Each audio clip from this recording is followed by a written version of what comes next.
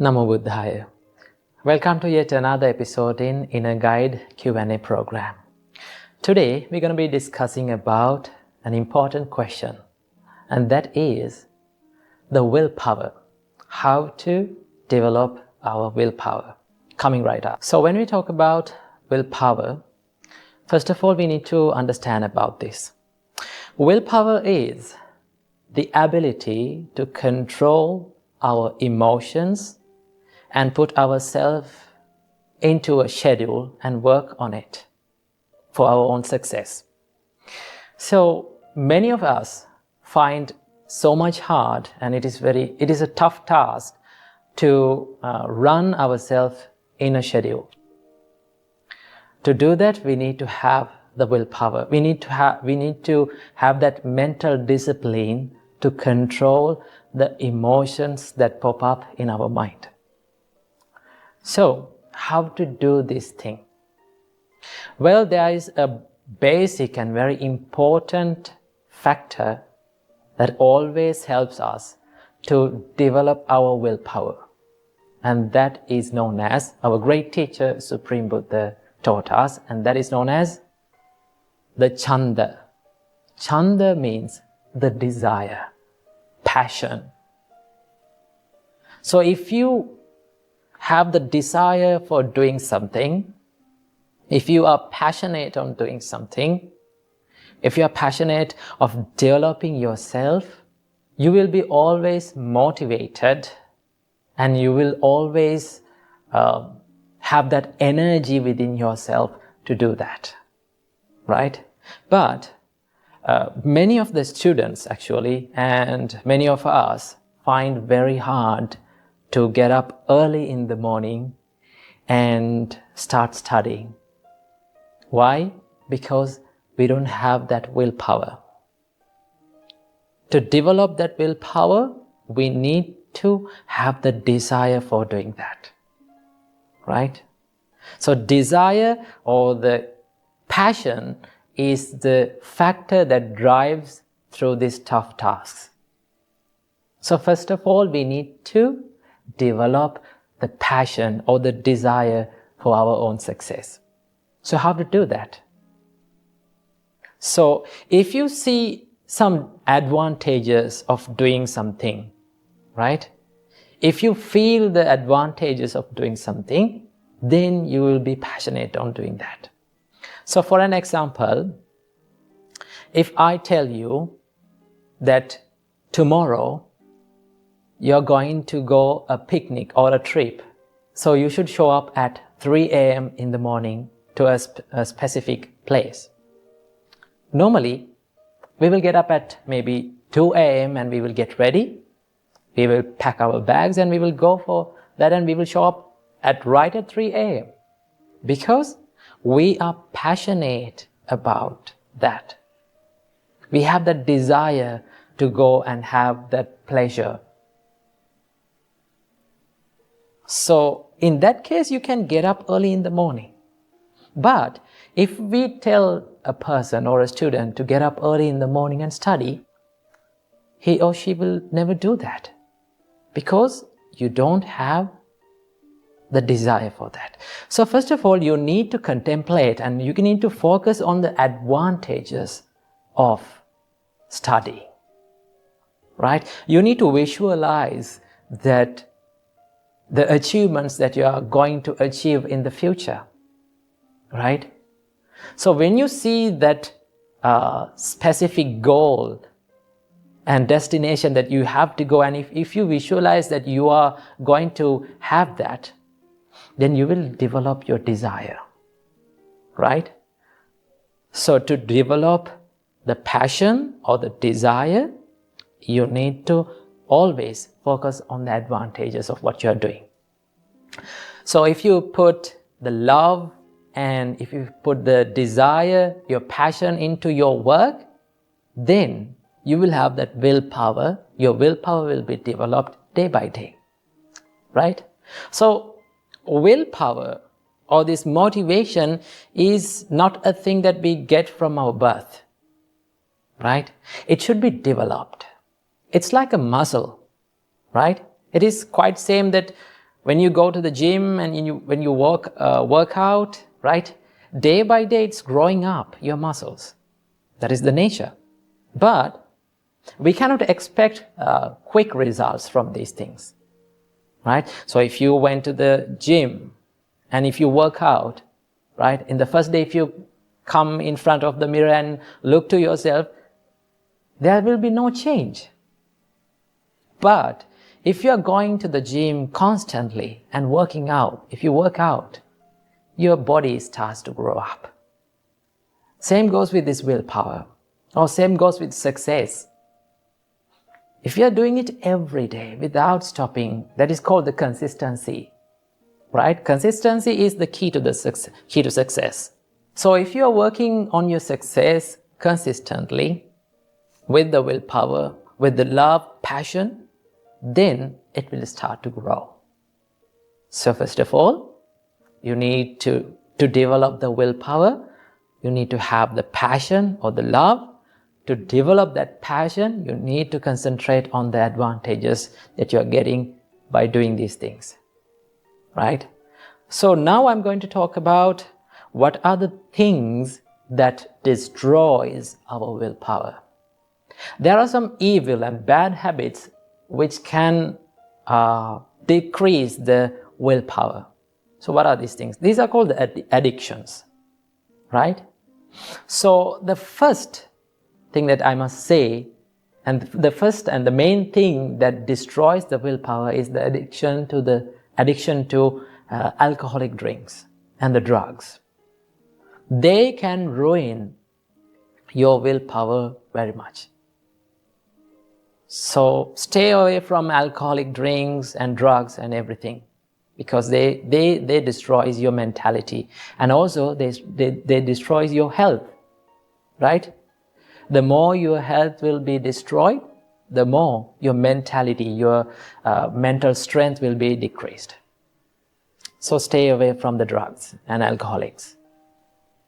And the second thing is probably, this might be a little bit harder for you, actually, it is the video games, right? If you are addicted to gaming all the time, it can cause to decrease the willpower. So these are the things that we call the dangerous or unwanted addictions in our life. So you must stay away from those things, right? And also finally, the pornography. If you are addicted to watch porn all the time, that will be a huge impact on your willpower. Okay, so it will decrease your willpower day by day. So stay away from these things, right? Stay away from especially the dangerous addictions in your life. Then work on yourself, have that passion inside yourself, think of the advantages, right? Then you can put love, passion into your work, and when you do that continuously, consistently, you will develop your willpower. And once you develop your willpower, you can achieve any goal in your life. So I wish you all, may all of you have that opportunity to develop the willpower within your lives. Namo Buddhaya. This is a special inner guide video that is dedicated to the little daughter who had asked a question from us. She had mentioned in her comment that she has a big problem with laziness, and also her exams are near, so she is in a big stress. And also, she said that she no longer finds a value in her life. I think most of us have these kind of questions. Okay, let's start with the first question. She had said that she has a big problem with laziness and sleepiness.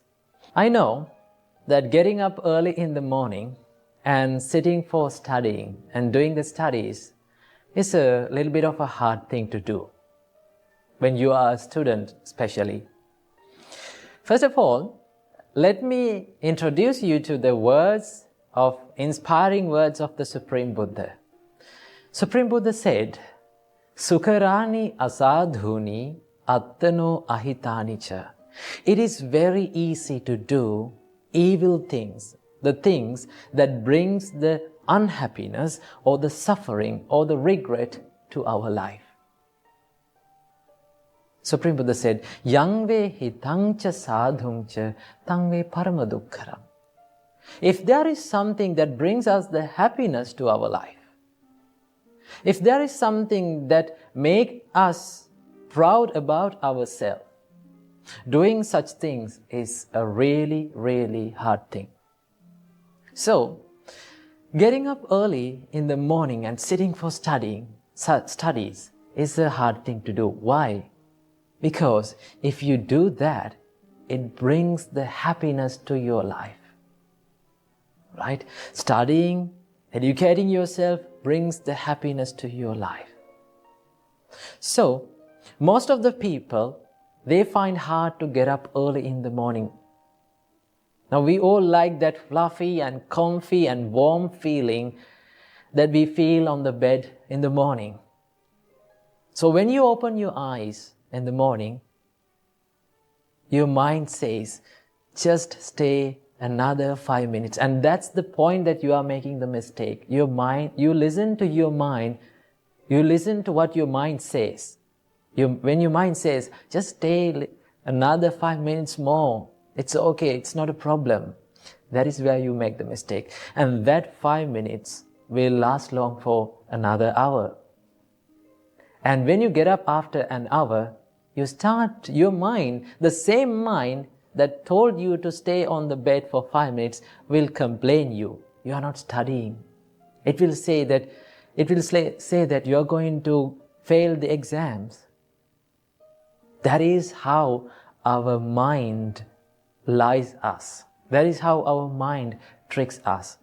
So when you get up in the morning, when you open your eyes in the morning, right? When your mind says to stay on the bed for another 5 more minutes, do not listen to that. Do not listen to that lie. Get up and refresh yourself and start studying early in the morning. There's a great quote that I remember all times when, even in my life, when I'm going through hard times, I remember this quote.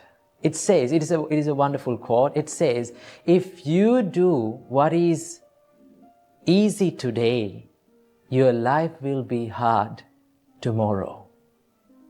Let me repeat that again. If you do what is easy today, your life will be hard tomorrow. But if you do what is hard today, your life will be easy tomorrow. So getting up early in the morning is a hard thing. But if you do that hard thing, remember, your life will be easy. But if you stay on the bed for another 5 minutes, doing what is easy, your life will be hard tomorrow. So get up early in the morning. Do you know how long you're going to feel the hardship of getting up early in the morning? Do you know for how many days that you are going to find very hard to get up in the morning? Only for 3 weeks. If you get up early in the morning and start studying in the morning for 3 weeks, remember, only for 3 weeks, it will make a habit to your life. And after that 3 weeks, you will never find it hard. It will become a habit. You don't want to think about it again and again. It will become a day-to-day practice.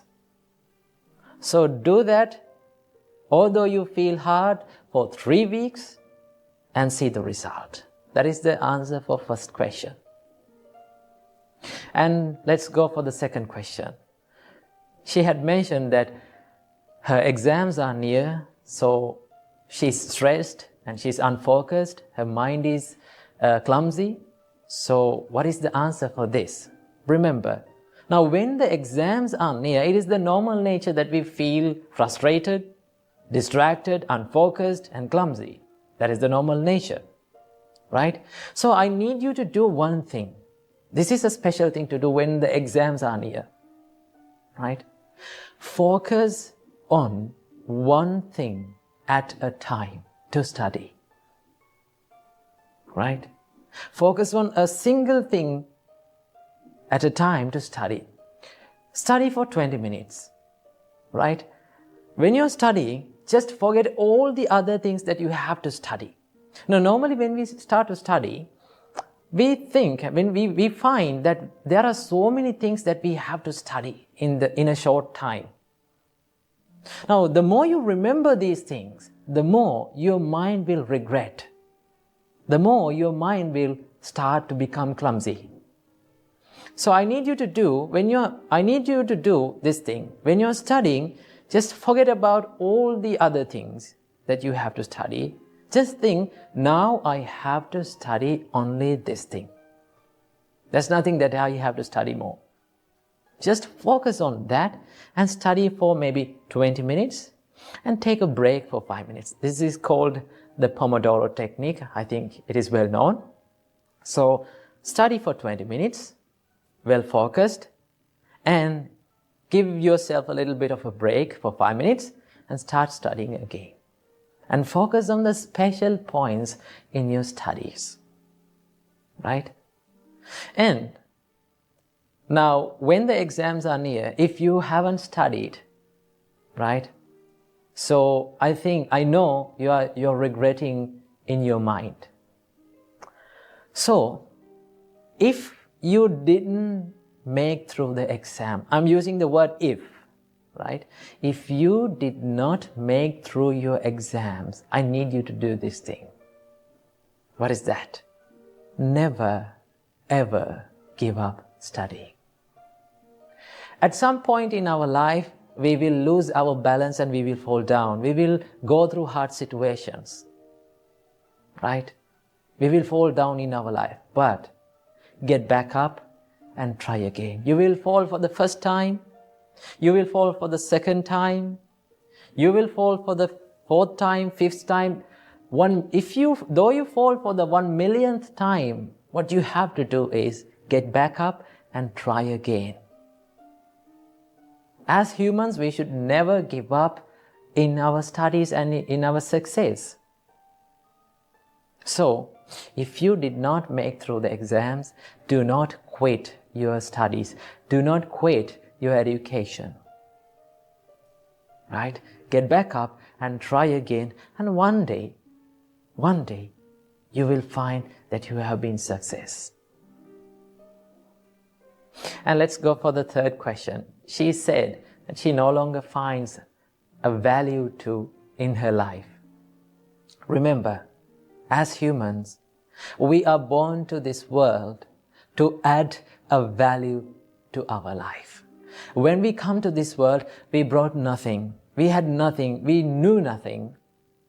But as humans, we have to add a value to this life. Right? Study well, start loving others, start loving your parents. And if you cannot study for yourself, right? If you cannot work for yourself, work for the people who loves you. There are so many people around you who loves you, who have dedicated their life on behalf of yourself. Right? They are your parents.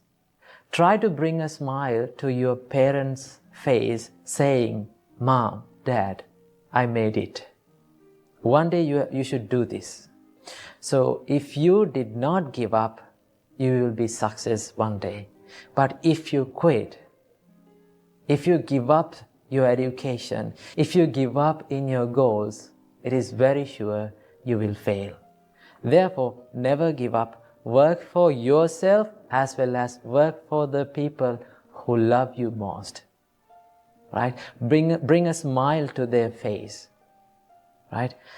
The only thing that you have to do in your position as a child, as a student, is to study only. You don't want to earn money. You don't want to look after the babies. There's nothing to do. Only thing that you have to do is to study. Do that. But never give up. That is what I have to share in this special video. So I wish that daughter and all of you have the same questions in your life. May you be well and happy. May you live long. May you live a happy life.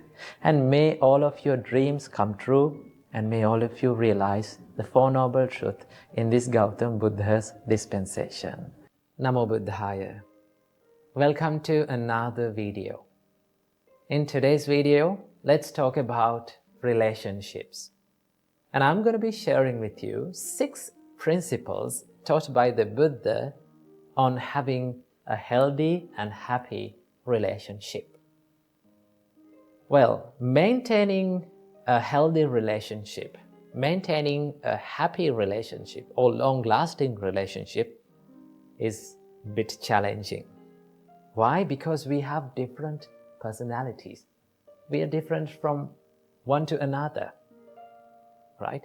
But we lose this ability to understand about this situation, this reality. What is the reality? The difference between each other. Sometimes we ask from the people, or we ask from our partners, why can't you think like me? Why can't you be like me? Why can't you act like me or behave like me? This is where we make many problems in relationships. But if we can realize the difference between one another, or if we can realize this reality, what is that? We are different from each other. Then we can get the power of understanding. There's one important quality that we must practice in any kind of relationship, and that is the understanding. Right? Understand others' situations. Understand why they are acting like that, why they are behaving like that. So, our great teacher Supreme Buddha taught there are 6 principles to practice. These are the practices, actually. If you practice these 6 principles in any kind of relationship, your relationship will be much more happy and healthy. Okay, so without any further ado, let's get into these principles, and I'm going to explain one by one in turn. First of all, the Buddha said, you need to practice these principles when that person, the person or our partner or our companion or the people who we are relating to, when that person with us or in front of us, and also in the times where that person is not with us. That means both privately and publicly we have to practice and maintain these principles in our life. And also, these principles was taught by the Buddha to monks actually, because as monks, we live as a community. Now in our monastery, we have more than 25 monks. So when you analyze their personalities, they all are different. They all have different ways of lifestyles. So when we are interacting, there may be some problems. There may be some crashes. But if you practice these qualities, if we practice these qualities, there will be less problems. There will be less disagreements. So that is why Buddha taught us these principles. So this was originally preached by the Buddha to the monks actually. And also, you can apply these principles to your life also. So let's get into the first principle. Buddha said, you need to treat your spiritual companions, regarding to monks actually. Buddha said, you need to treat your companions with physical kindness, bodily kindness. What do you mean by bodily kindness? There are certain things that we can do from our body in order to show our kindness or show our compassion towards that person. It may not be big things like spending money on big things and buying big things to the person, but also there are many things that we can do. There are little things that we can do for that person to create happiness on that person's mind. And also we can give that, by doing these things, we can give that idea that we value your life, that I value your being with me. So Buddha said, do the acts of loving kindness from your body. Maybe like helping in his career, maybe like helping in his household activities. If you take an example, like in a husband and wife relationship, you can share the things that you are doing in the life. We can help each other. That is one way of showing love and kindness to that person. And also we can show in many ways our love and kindness to these people. When you act from your body with love and kindness, that creates the mutuality between people. So the first principle is to treat people with physical kindness. Then Buddha said, as the second principle, treat the companions with verbal kindness. You can speak nice and kind and heartwarming words to them to create the happiness and create the pleasure in their mind. Each and every one of us likes to listen to pleasant words, right? We all surrender in front of the kindness, kind words, kind actions. So the first and second thing is to treat them with physical kindness and also with verbal kindness. And as the third principle, Buddha said, this is the most important principle, and that is, treat your companions with mental kindness. This is the important one.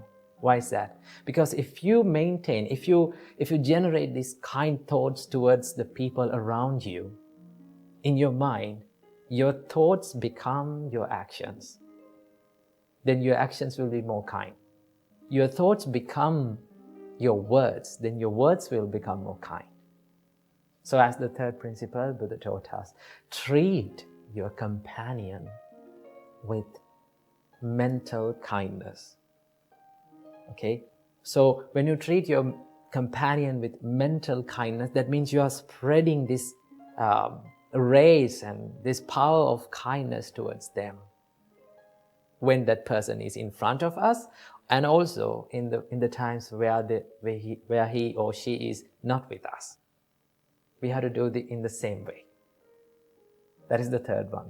And also as the fourth principle, Buddha said, you have to share without reservation.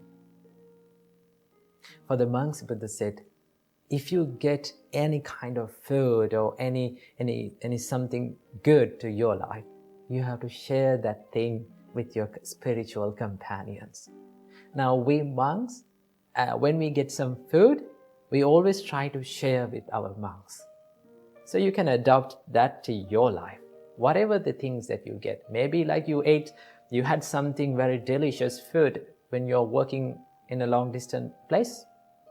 And when you come home, or when you come to your partner, or when you come to that person, you can say, hey, I had this food, I had this delicious food. I need you to have that. That means you're sharing it. When you share without reservation, it creates the peacefulness and it strengthens the relationships. So sharing is one of the most key and important ingredients in relationships.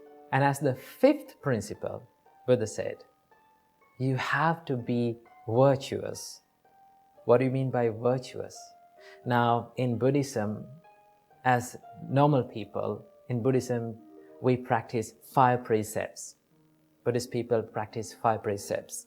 Abstaining from killing beings, abstaining from stealing, abstaining from sexual misconduct, abstaining from telling lies, and abstaining from taking intoxicating drinks and drugs or alcohols. So these are the 5 precepts that lay people practice in Buddhism. So when you become more moral or virtuous, it creates the trust in people. Now, there's in relationships, in normal relationships, in people, this third precept is very important. In third precept, it simply says you are not cheating your partner. That means it creates the trust and loyalty between the partner and in the relationship. In any kind of relationship, trust is the foundation. Without trust, there is no use of a relationship. So when you become more virtuous, you will create the trust and loyalty in the relationship.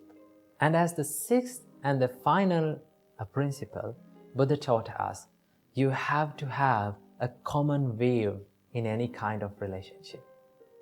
That means, if you can, in a relationship, if both the people, or if everyone work for one dream, work to achieve one goal, that creates the peace in this relationship. Now, as monks, Buddha said you have to have one dream or one goal in your life. There's only one purpose of becoming a monk, and that is to end the sufferings of this long cycle of rebirth and to be enlightened. When all the monks get together and work for that dream, then that will be so much easy to live with them, right? When someone is deviating from that path, that creates the problem, right? So in relationships also, if every one of us can work for one dream or to achieve one goal, then that will be more easy and more happy. So these are the 6 principles that we must practice in any kind of relationship. You can apply these principles to any kind of relationships, whether it is husband and wife, maybe like girlfriend and boyfriend, whether it is like parents and children, whatever the relationship is, you can apply these principles and make it more healthy and happy. So practice these principles, add them to your life, and make your life a better one. So I'm going to end this video with a nice quote that I've read. It says, all relationships go through bad times, but the real relationships get through bad times. So practice the principles and make your life a better one. Namo Buddhaya.